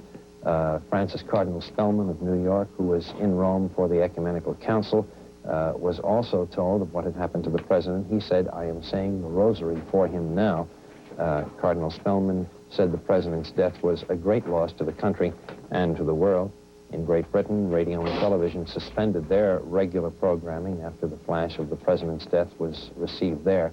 It came in London at about 7:30 in the evening, British time, and the Soviet news agency TASS carried a flash on its circuit this afternoon saying, and I quote from TASS, "It has been officially announced that the United States President John F. Kennedy has died in a hospital after an attempt was made on his life, again, and still quoting TASS, by persons as believed from among the extreme right-wing elements." Close quote on TASS. Frank? Well, it's just a note here, Bill, that it was at 2:05 p.m. I suppose that would be Central Standard Time. It was Eastern Time. No, it would have been Central Time when the president's body was removed from the hospital. I was driven away in a lengthy cream-colored ambulance, and the curtains, the side curtains, were tightly drawn. There is something here, Frank, on at least one of the persons, and there may have been two, there may be only one, picked up in connection with the assassination of President Kennedy. A white man in his mid-20s was arrested in the Riverside section of Fort Worth in the shooting of a Dallas policeman. A man with black curly hair, wore a red shirt, denied that he was connected with the assassination of the president. He was in handcuffs when he was seen by reporters. So a man has been taken into custody. It is in connection with the shooting of a Dallas city policeman. There is no word yet whether this is or is thought to be the man or person who today assassinated President Kennedy, apparently with a single shot from a high-powered rifle fired from the 5th floor of a building, which was, as we are told by Robert McNeil, roughly 100 yards from the president's motorcade, which was traveling at slow speed. Now, we are starting to get conflicting reports on weapons. There was one that it was a .303 rifle, and that 3 spent .303 cartridges were found on the 5th floor of this building, along with some remnants of chicken, indicating that the sniper staked himself out for quite a while before firing the fatal shot today. Now there is another word that a Mauser has been found, 7.65 Mauser. It's a German Army rifle which had a telescopic sight with 1 shell left in the chamber. 3 spent shells were found nearby. What this means, whether this is the weapon or the other, we do not know. Possibly the Mauser is measured in millimeters and might come close to being a .303. Might well be. I would expect certainly that during these early and confusing moments of this thing, we're likely to get conflicting reports. It's of no consequence in the final analysis. The president is dead, has been shot. I'm sure that all of us from time to time have wondered if it is really necessary to go to the great lengths that the Secret Service does go to in trying to protect the life of the President of the United States. Each infinite detail is checked out. I would assume, but I think it's a safe assumption, that the driver of the automobile, who was a Secret Service man, knew instantly where the nearest hospital in Dallas was located. And the reports we have received from there say that he sped away immediately and went directly to the hospital in an effort to spare the president first from further gunfire, and secondly, of course, to get him to the hospital as quickly as possible. But despite the inconvenience and the annoyance that is connected with the Secret Service effort to protect the life of the President of the United States, it still comes as a tremendous shock to us to realize that a thing like this can happen in our country, and with the precautions that are made. One of those who was a witness to the assassination today and was a member of the presidential party was Texas Senator Ralph Yarbrough, and he went to the hospital when the president was taken there and was the first to give newsmen anxiously awaiting in corridors outside some indication of what the president's condition might be. This is a picture, I think, if we can get it here on our frame, of the Texas senator at the hospital as he came out and tried to talk with the newsmen. Everyone was shocked and broken up, and he quite obviously is under some stress and strain, appears to be in tears. Texas Senator Ralph Yarbrough. Frank, in speaking of precautions taken in presidential motorcades and security, the attempts to protect them from any possible attack, I have ridden in those motorcades, and you have too, and I'm sure you realize that total protection is just completely impossible. As they realize this, well, if one stops and thinks, here you have a distance of maybe 15 or 20 miles, and the person that you're trying to protect is in an open automobile. Quite frequently, he is standing and waving. The distance from his arrival point to his destination, as I say, could be 15 miles. You can have hundreds, literally hundreds of thousands, and on occasion millions of people lining these streets. There are hundreds and hundreds of buildings on either side where an assassin could attempt to conceal himself.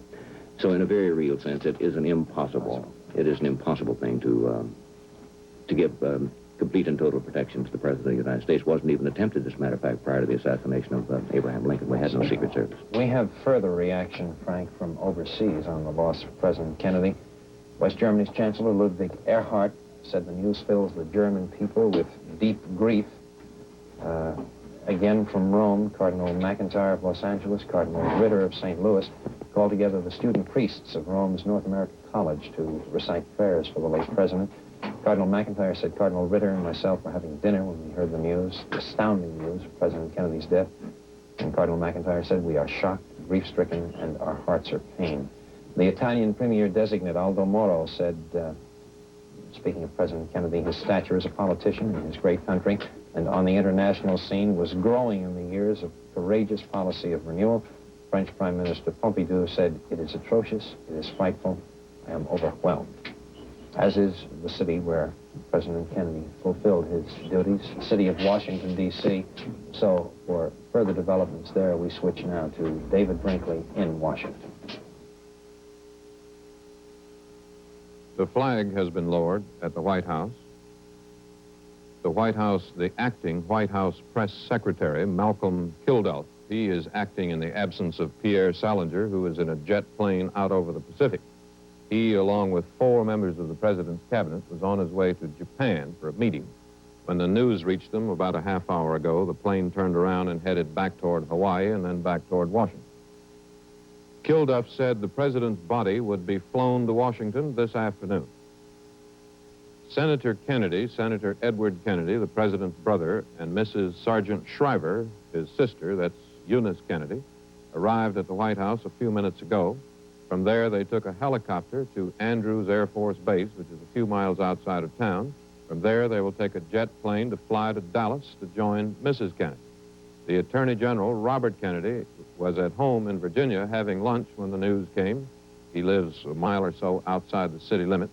He came back into town and is leaving, or has left, for the airport also to fly to Texas. The government has been closed down. Congress has adjourned. The 4 members of the cabinet, as I say, who were over the Pacific, have turned back. Some of the comments from members of the Senate betray the same shock and horror expressed by everyone else on hearing the news. For example, Mike Mansfield, the Democratic leader of the Senate, when the news came to him, said he was a man who contributed so much and deserved so much more in return. Senator Bible of Nevada said it's one of the great tragedies of our lifetime, and the world has lost a great champion in the United States, a courageous president. And Senator Byrd of Virginia said he was deeply shocked. It's a disaster, and he could not find words to express his distress. There are similar sentiments expressed by everyone who has said anything at all. The Secret Service, which normally is stationed, the Secret Service, which is charged with protecting the president, physically protecting him, is a plainclothes civilian arm of the United States Treasury, which is just next door to the White House, to the left of the picture you're seeing. They are the husky, muscular young men you see in the news pictures. When the president's motorcade is moving at slow speed in a street or a parade, they usually walk along or run along beside it. They are aware that it is impossible. You see a crowd is gathering across the street. That's Lafayette Park, facing the front entrance to the White House. A crowd is gathered over there for no particular reason, because there is nothing anybody can do. But crowds usually do gather there in moments of crisis. That is, of course, the White House flag at half-staff, lowered as soon as the news came.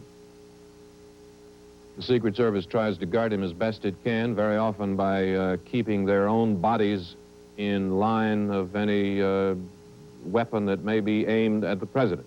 But obviously they can't cover every window or every tree or every manhole, and they rely primarily on the decency and the good sense of the American people.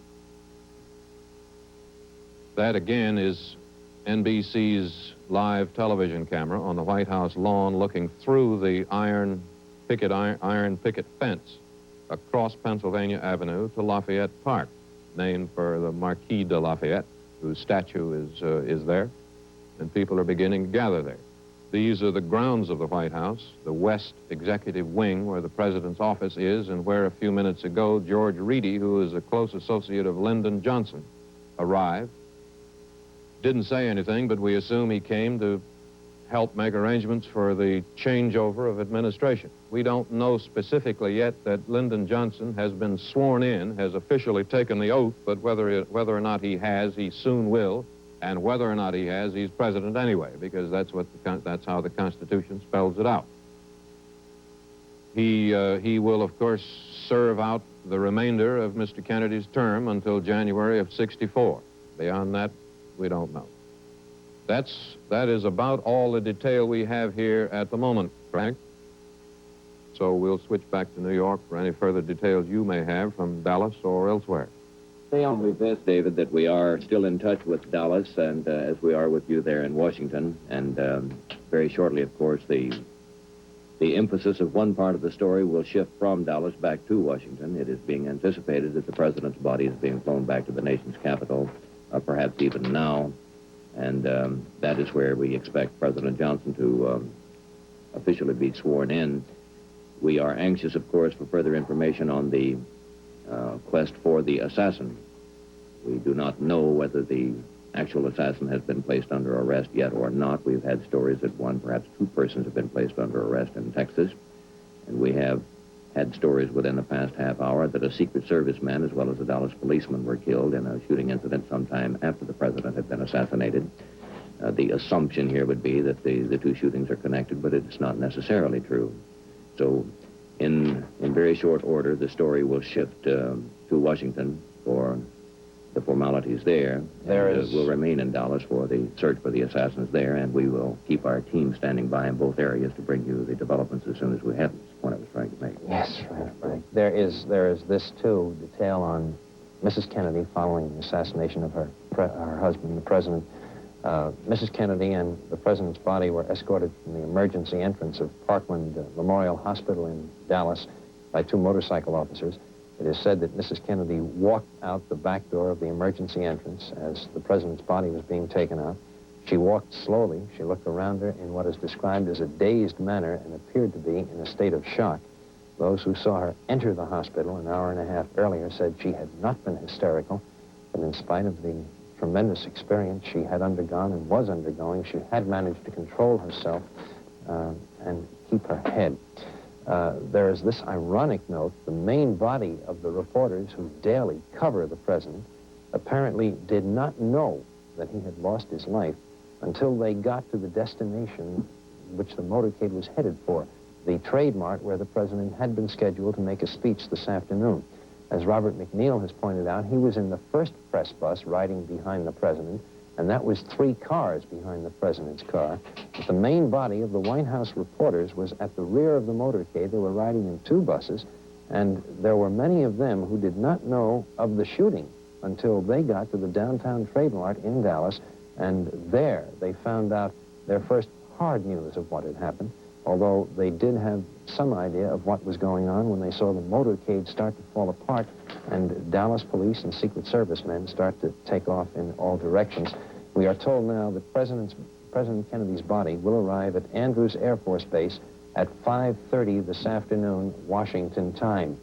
It's about a little less than 2 hours from now, Bill. Just about 2 hours, yes. Reaction from overseas. The first point we are able to call in right now, our correspondent in Rome, Irving R. Levine. Shock and grief are the reactions in Italy, where President Kennedy was enormously popular. Italian President Segni immediately sent an aide to the American embassy to express his sympathy. President Segni called President Kennedy's death a great loss to humanity. Pope Paul is preparing a radiogram, which is expected to be ready within an hour. Italian radio and television made the announcement of the president's death and then went off the air except for solemn music. Cardinal Spellman and other American bishops in Rome for the Ecumenical Council expressed shock Cardinal Spellman said that he is saying rosary for President Kennedy now. Irving R. Levine, NBC News, Rome. There's the first overseas point we have called in to bring you a reaction to the assassination of President Kennedy, which took place in Dallas, Texas this afternoon. Frank McGee is in Bob, touch with Robert McNeil, let me White interrupt House you correspondent in what you're who was telling traveling me. with the president at the time the assassination took place. Yes, Here's Bob. Frank's conversation with McNeil. I just wanted to interrupt you to tell you that you are going on the air. You are, in fact, on the air now, so why don't you make the report direct, Bob? Go right ahead. We can have pictures, Frank, in about 15 minutes. I see, Bob. The doctors who attended President Kennedy have just reported his condition. Dr. Moment, I lost my notes here. Dr. All right, Bob. Yes, the chief attending surgeon at the hospital, Dr. Malcolm Terry, said the president was in critical condition from wounds in the neck and the head when he was brought into the hospital. Neck and head. Neck and head. He said it is possible that these were both caused by the same bullet. I see. I'll just tell you what the doctor said. He said they immediately attempted resuscitation. The professor of neurosurgery at the hospital, Dr. Clark, was called in, and several other doctors. They arrived, but the president's condition at that time did not allow any sign of resuscitation. He was critically ill and moribund, that is, near death. Mm-hmm. They attempted respiration. They gave him oxygen, anesthetic. They performed a tracheotomy, that is, making an opening into the neck to assist breathing. They gave him blood and fluids, and also tests in the tube to remove any possibility of air getting into the pleural space. They attached an electric cardiograph to monitor his heartbeat, but shortly after that, his heart failed, and they tried external massage to produce a heart movement again. This was without any success. They did achieve, for a brief moment, a faint pulse, but the president finally died at 1 o'clock, about 25 minutes after he was brought into the hospital. They said the brain wound in the president's head involved a great loss of blood and a great loss of brain tissue. The brain wound was in the back of his head, slightly to the right, which, Frank, would fit with the picture I gave you earlier. Yes, Bob. Of the president having his back to the assailant. If this hypothesis that the assailant was in the building I described is true, but this conflicts with the fact that the wound in the neck, the doctors say, was in the front of the neck, just below the Adam's apple. Now, it could have been that there were two bullets. One struck him as he faced the assailant, the other as the car turned the corner, or perhaps one bullet just struck him from the front in the neck and then went up his brain. In any case, the president never regained consciousness. The president was unconscious from the moment he was struck until he died. Unconscious and near death from that moment. I see, Bob. And now, we understood, you told us earlier that the president's body had been removed from the hospital. It was a speculation at that time that it was being taken to the airfield. Yes. Are you able to confirm that it has gone I to the... believe that is true, that it's reported that it has gone to the airfield to be flown back to Washington. And, but Lyndon Johnson, the new president, is for the moment remaining here in Dallas. Do you know where he is at the moment? I do not know at the moment where he is. But he is not on his way back to Washington? No, he is not. Not as yet. Yes. Bob, thank you very much, and stand by. We'll be getting in touch with you a moment later. Thank you, Frank and Bob. There is this news from Dallas. The police department has arrested one man, but in connection with the slaying of a Dallas policeman, it is not yet known whether this man who is under arrest has any connection with the assassination of President Kennedy. Further details now from the scene. We go to station WBAP-TV in Dallas-Fort Worth and newsman Charles Murphy. Late film has just arrived in our newsroom from Dallas. This unedited film shows the scene at the crowded Dallas Trade Mart when news of the shooting was announced. Also on the film is a prayer given then for President Kennedy.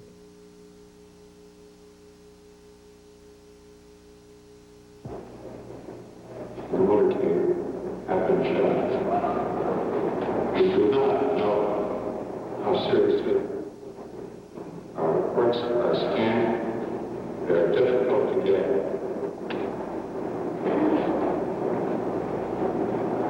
We shall tell you as much as we know, as soon as we know anything. May we all stand for a moment.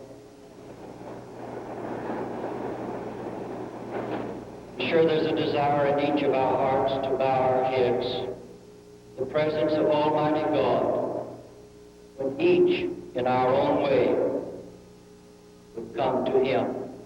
Let us pray.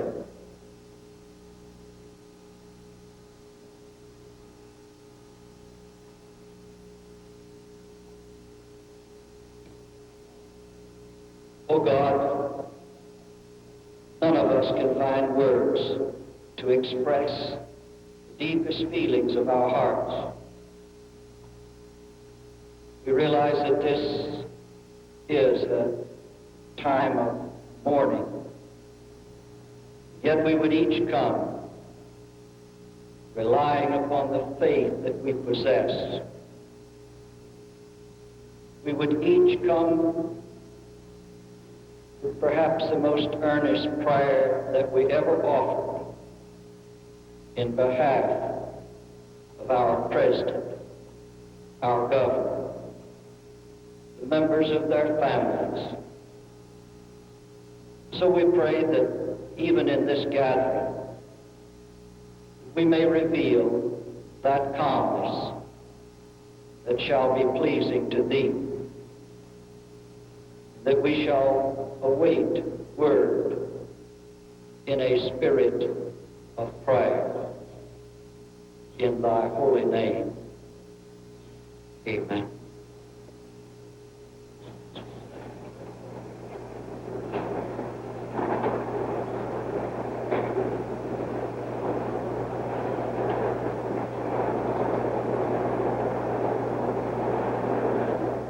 There you have the scene at the Trade Center in Dallas where President Kennedy was going to make an address, and the crowd assembled waiting to hear the president, learning what had happened to him. If we can, we will try to clear up this arrest which is taking place in Dallas. The police department has arrested a man, but in connection with the shooting of a Dallas policeman, the fatal shooting of a Dallas policeman, the man was arrested in a theater in the Oak Cliff section of Dallas. He had a pistol at the time he was arrested, and the policeman he allegedly killed was killed by a pistol shot. There is nothing now to definitely link this man who has been taken into custody with the assassination of President Kennedy, who was killed by a bullet from a high-powered rifle. From all we can tell from reports from Robert McNeil at the hospital, from doctors who treated the president and were able to give specific and clinical details of the wound, indicating that it was a high-powered bullet, quite probably a large caliber bullet, too. We are now going to go to an NBC mobile unit, which is outside the NBC building here in New York, for pictures and sounds of the reaction of citizens of this city to the loss of their president. We go to NBC reporter Jeff Pond. We're on the street outside the NBC studios in Rockefeller Center. Sir, how did you hear of the president's assassination? A gentleman came into an office in which I was transacting business and mentioned it to us, and at the time I really wasn't able to believe it. I had to hear it myself, and unfortunately I did very shortly afterwards. What is your feeling now? I'm terribly shocked and saddened by it, and I would add angered by it. Why angered? I think it was a horrible, senseless thing, and I hope that the rest of the country feels the same way. Do you think that this assassination somehow reflects a climate of opinion in the country now? I hope that it doesn't reflect a climate of opinion that is very prevalent in the country today. It certainly obviously reflects an opinion that some people hold. I hope that as an American and the other people as Americans do not generally hold this feeling. You said some people. Who do you mean by that?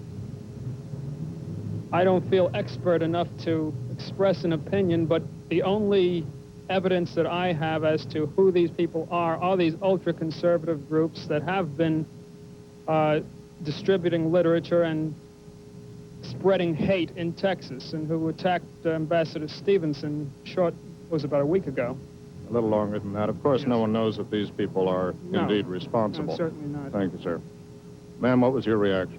I was very shocked and saddened by the president's death. I was getting some eyeglasses fitted when I first heard about it, and then I was riding on the bus when they finally told me he was dead.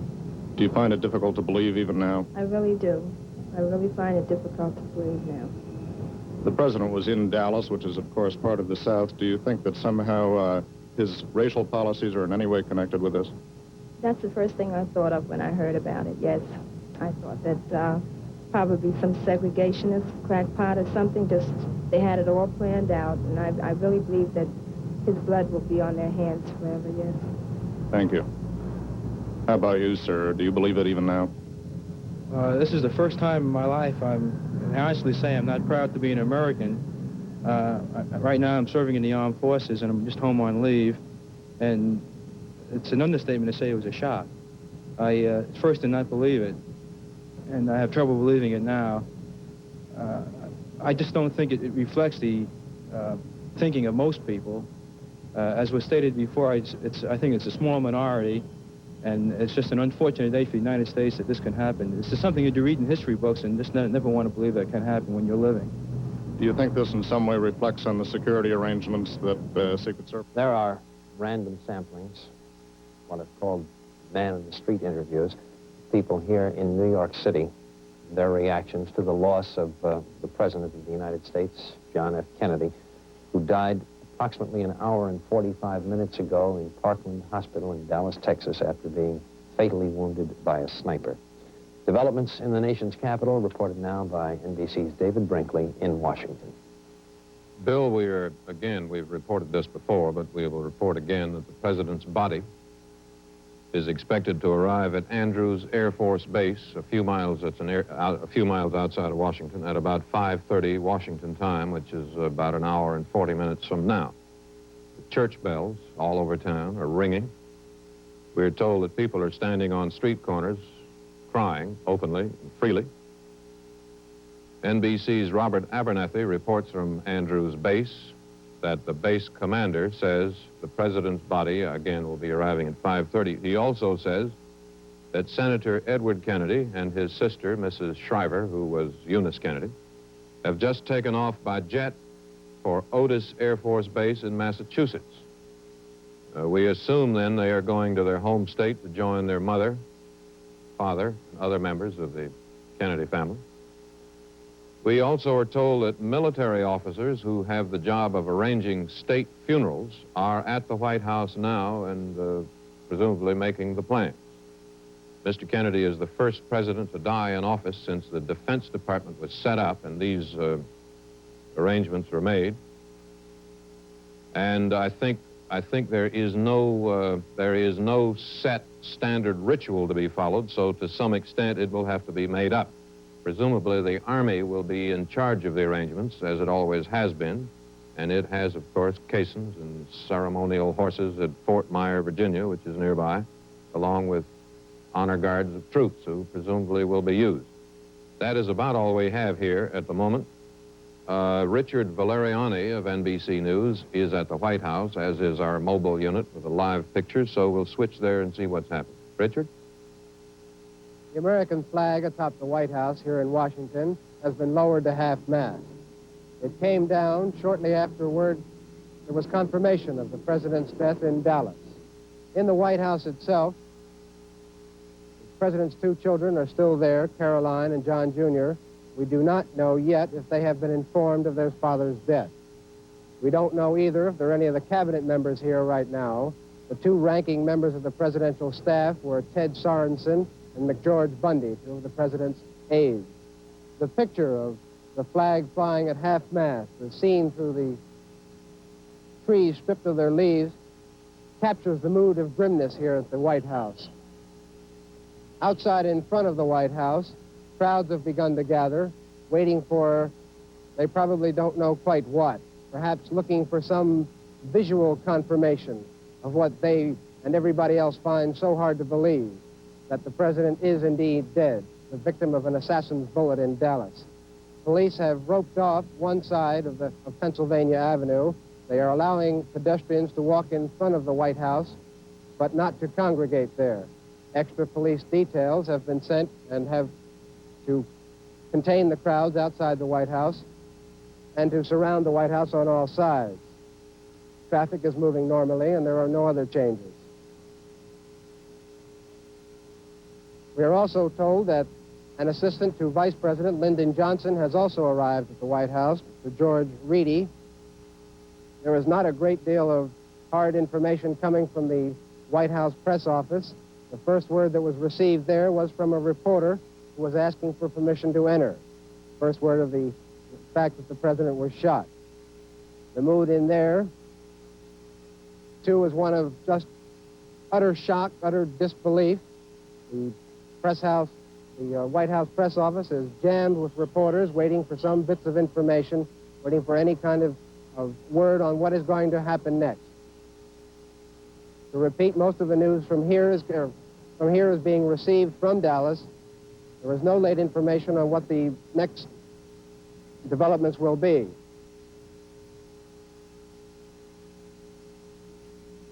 The crowds are still gathering outside the front of the White House, across Pennsylvania Avenue.